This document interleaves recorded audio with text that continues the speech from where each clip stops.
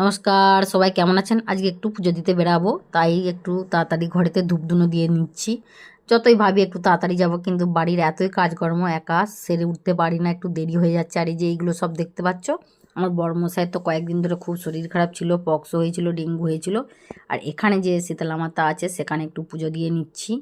অনেকদিন মাথায় তেল সিঁদুর নেই তো, তাই কেমন কেমন লাগছে। অনেকদিন বাদ আবার পড়বো, আর সেইটাই বলছি আমি। আর আমার মেয়ে স্কুল থেকে চলে আসছে, মেয়েকে নিয়ে রেডি হয়ে যায়। হয়ে গেলে একবারে মেয়েকে নিয়ে যাব। আগে প্রথম আমাদের যে ঘর মালিক আছে তাদেরকে জিজ্ঞাসা করব ওখানে কি কি লাগে সবটা।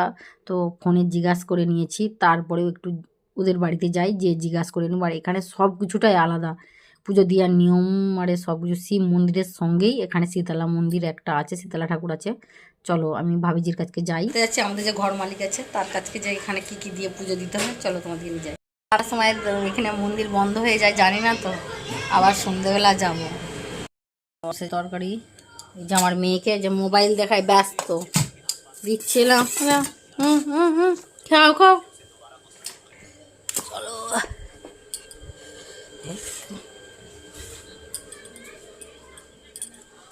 ধরো, এই যে রুগী বাবু বসে আছে কিরম দেখ।